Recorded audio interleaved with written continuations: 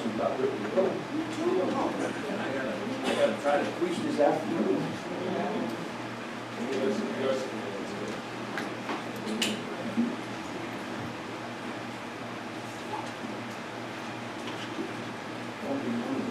Won't be brief this morning.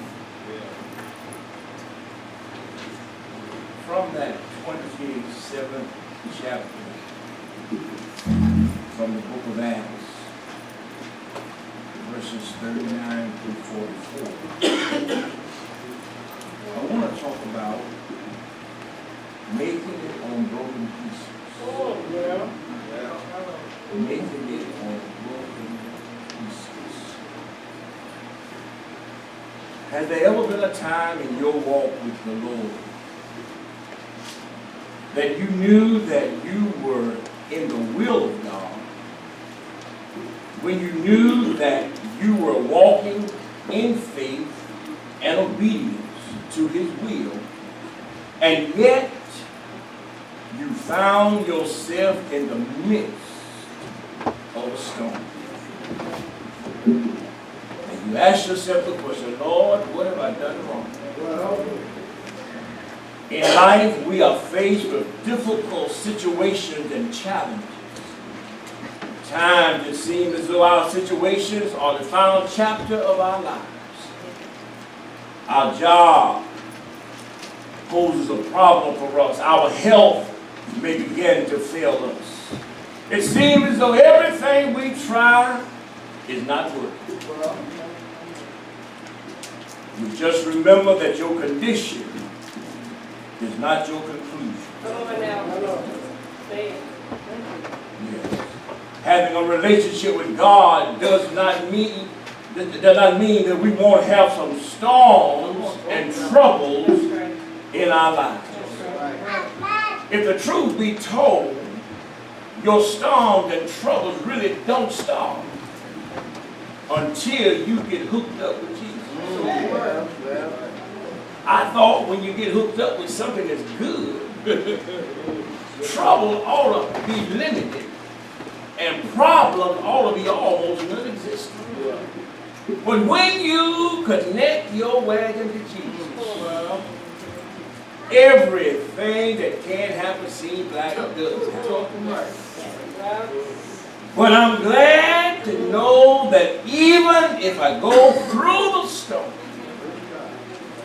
somewhere in the storm, I'll be able to say, the storm is passing over. Yes. Hallelujah. In our text this morning, we see the Apostle Paul on a ship caught in a terrible storm. And they was in that storm for 14 days. It seemed as though the end was near. Paul had the faith that it took to see the storm through. You see, your faith does you no good unless it is tested. Come on now. What good is faith if I don't put it to work? All right. You have it, but you never use it. Anything that you don't lose, anything that you don't use, you lose. All right. Faith must be used that it might grow. Faith must grow, and how does it grow? But by trials and tribulations. Sometimes God uses unpleasant situations to put you through a test to prove to you that He is still God. And He's still God all by Himself. It also proves that your condition is not your conclusion. See, sometimes when we go through tests, we fail the test. But the only way God can know that He can trust you is to test you. When our children go to school, the only way the teacher knows that they have learned what has been taught to them was by giving them a test. When they give you the test, you can't write it on the inside of your hand. You know y'all used to do that in school. Huh? You can't write it on your desk, on the top of your desk, or underneath your desk. Because they be watching you. When they give you a test, you gotta bring forth that which you've been taught. Paul on the ship, all the soldiers and all the others on the ship with Paul, they were worried about being killed or destroyed. But Paul had been assured by the angel that everything was going to be all right. You see, it's one thing to be in a crowd when nobody has faith in God. But when you can have 1,000 people, but just one person can make a difference. If just one person can say, I believe God, it changes the mood, it changes the atmosphere, because we realize that every storm is not meant to destroy us, but it is to make us stronger. Praise God, praise God.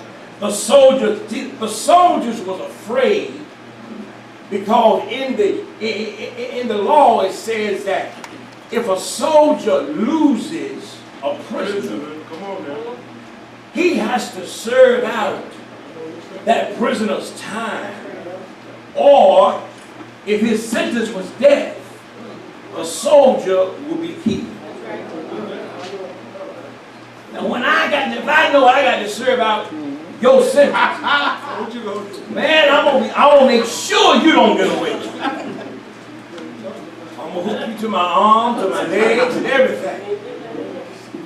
Don't be like the police in the city. This year they have lost 4 prisoners. They had them in custody, had them in handcuffs, and they turn around and look for them. They gone. Praise God. Paul knew that this was only a test that God was putting him through. Remember what God said through the mouth of the Apostle Paul in 2 Corinthians chapter 4, verse 17. Paul says, for our light and momentarily troubles are achieving for us an eternal glory that far outweighs them all. Do you understand what Paul is saying? Paul is saying that for whatever you are momentarily going through, or whatever is happening to you, is only for now. But what you're going through is getting you ready for eternal glory. See, you got to go through something to get to where Jesus is. Come on now. Yeah, and then verse 18 says, so we fix our eyes not on what is seen, but on what is unseen. Now, how can you attach your trust and belief in something that you cannot see? My faith causes me to see what the Lord has prepared for them that love Him. We walk by. Come on, y'all. We walk by faith and not by sight. Have anybody in here ever seen Jesus? Huh? Have you ever seen him?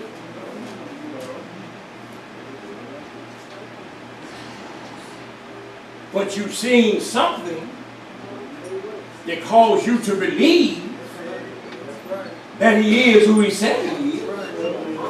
Huh? Either through yourself or through someone else, you've seen that He is The one that said that when he rose from the grave, I have all power in my hand.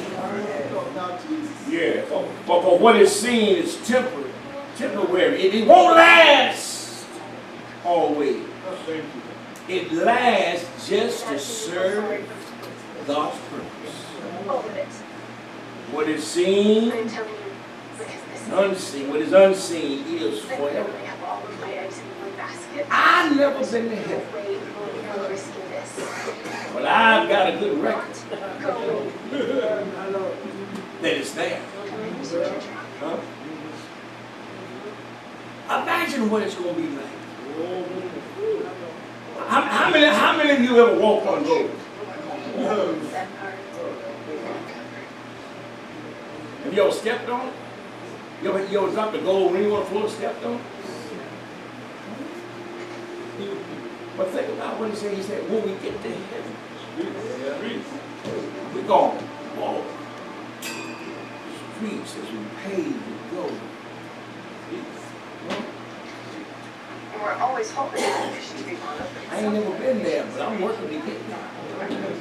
I want to go see what a golden street looks like. I want to go see what it's like to be with the Lord in glory. When we read this text, Paul does something that we refuse to do or have not learned how to do yet. We are like the men on the ship because of how things look. They became filled with fear and they would fall into the water and be sucked under and drown. Be careful how you look at your situation. Be careful how things might look bad.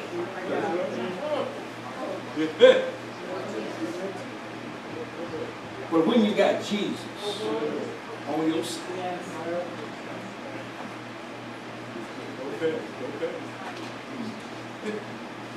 don't act like a chicken with your head. Running around, running this, running that. When I was growing up, you know, when old folks used to get ready to have chicken for dinner, somebody had to go out to the yard and get the chicken with his head on the chopping block. Cut that neck off. I remember one day my father did that. He cut the chicken head off and threw him over there. And he looked around, that chicken was running. Chased him all around the woodpile. No head, but he was chasing. You see, you got to be careful when you're in trouble, because it can look like there's no life left in you to handle what you're going through. And when you get to the point where you can't handle it, that's when God begins to handle it. Because as long as you keep messing with it,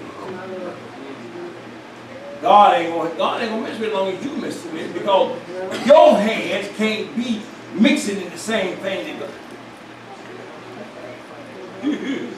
You better have, you know the commercial that comes on television that when they go out to eat and to bring the check, and the frog with the short arm, the alligator with a short arm, he can't reach it. You know, your arm you gotta leave God's stuff to God. Come on now. And God don't need us to meddle in what He's doing. Yeah, Paul decided to just let the storm throw the ship around and do whatever the ship wanted to do. But Paul did not fight against the storm. You got to understand there's something that you can't fight against. Something you just got to let it happen. Let it run its course. And then watch what happens. Paul didn't do anything, but just let it have its way, because Paul realized that when God sends a storm, there is no need for you to fight it. You just need to just buckle down and ride the storm. We must learn how to be thankful in all things, knowing that God has it all under control. We must stay with the Lord Jesus Christ. It may seem that all is lost at times, but God will not allow you to be lost. You may seem to be over your head at times, but keep trusting. You may get weary and weak, but just keep trusting. You may get discouraged, but don't hang your head. Just hang your faith on Jesus and don't let go. You may feel like you're sinking, but grab onto a broken piece and just hold on. In all that you're going through, remember that your condition is not your conclusion. Let me see if I can give you an example. Moses had a condition. Moses was a murderer. If you read Exodus 2 and 12, it tells you that Moses slew an Egyptian. Then he went and dug a hole and hid him in the sand. It was his condition, but it wasn't his conclusion. God used Moses, an ordinary man, to do extraordinary things. So suppose God would just cut us off from some of the stuff that we have done. Some of the stuff that we're doing. So suppose God would cut us off. Where would we be today? Yeah. Then we have, in 2 Kings chapter 5, we have Naaman, who had leprosy.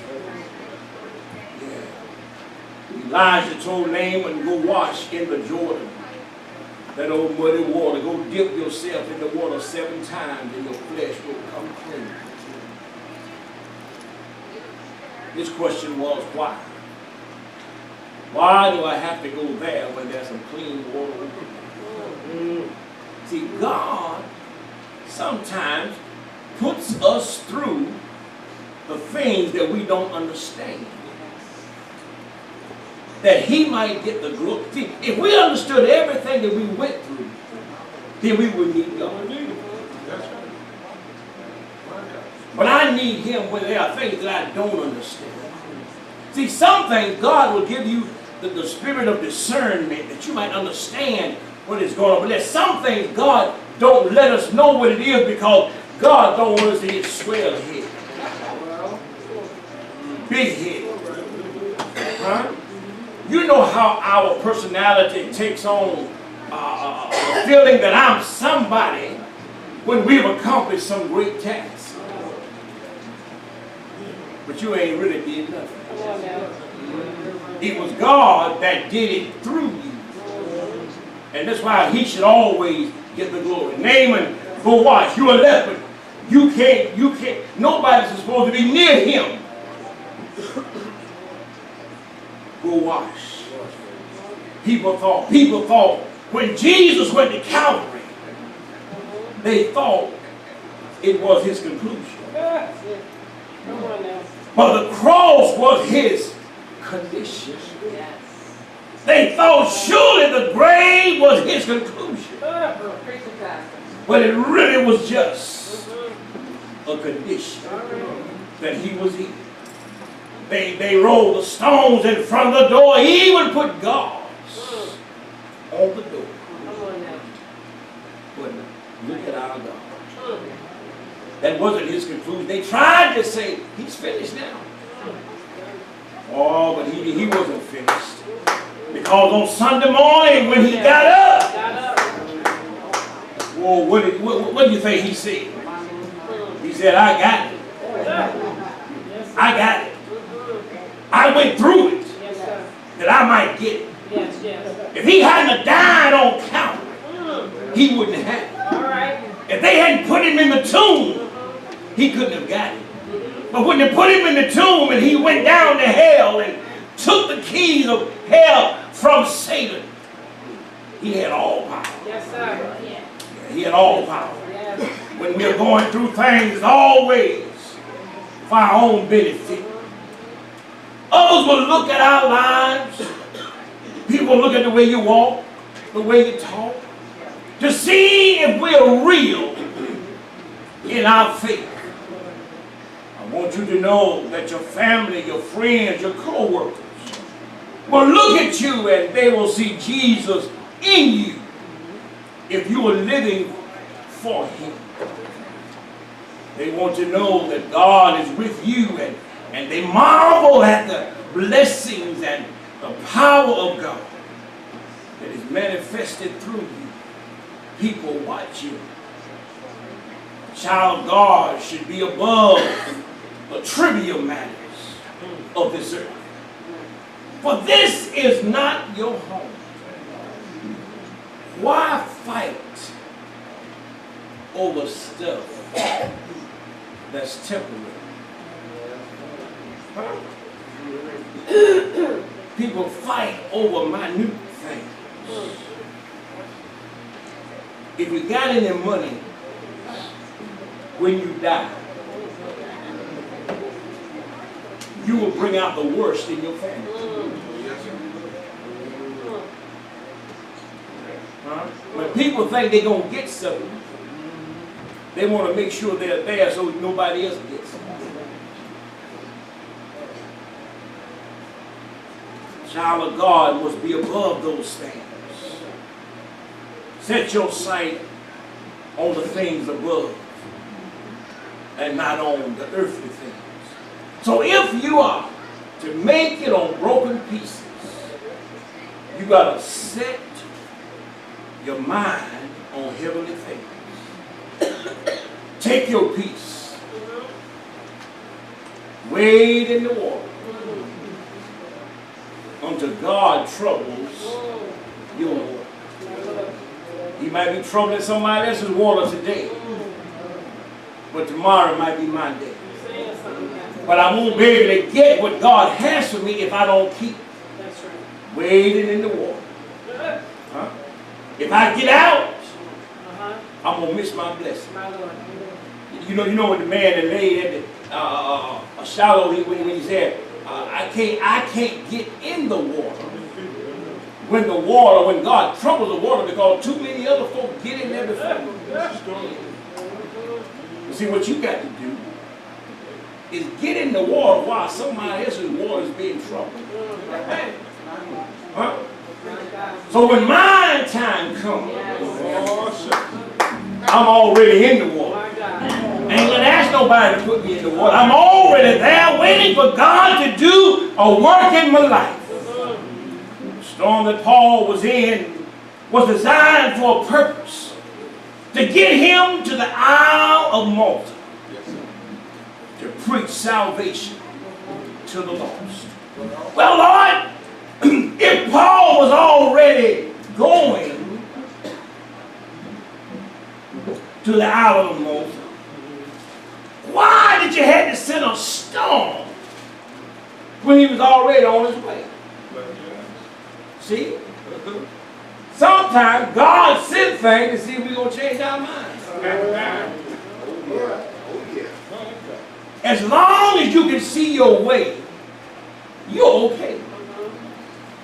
But when you can't see your way out of things, you become less less vocal, or you don't want to do it now because you're scared now. I don't know how this thing will turn out.